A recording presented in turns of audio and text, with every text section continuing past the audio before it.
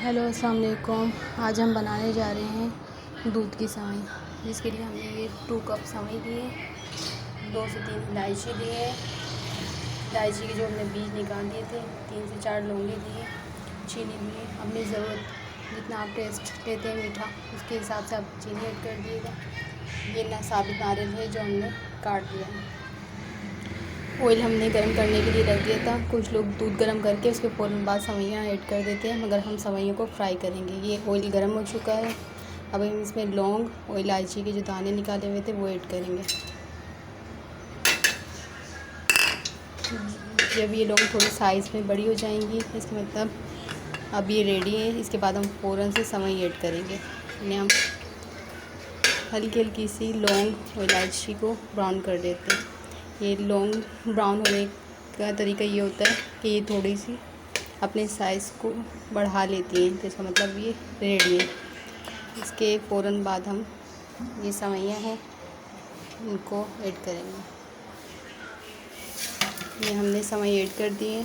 अगर दूध boil oil में अगर हम सेवइयाँ ऐड करते हैं तो वो टेस्ट नहीं आता। इनको हम हल्के हल्के ब्राउन कर लेंगे। जब ये अपना कलर चेंज करेंगे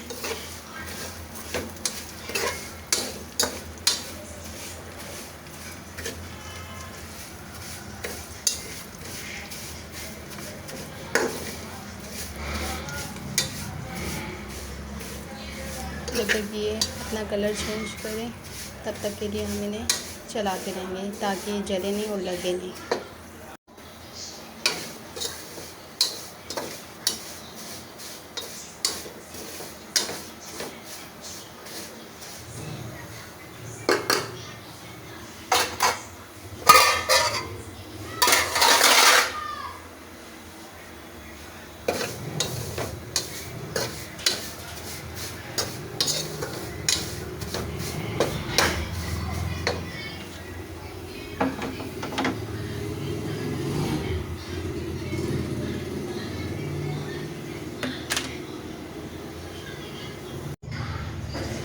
ये देखें इतना हमें गाढ़ा करना है। कहते हैं इसको हमने दरमियान से चलाते रहे थे और 1 kg जो दूध था बॉयल किया वो हमने इसमें ऐड कर दिया था।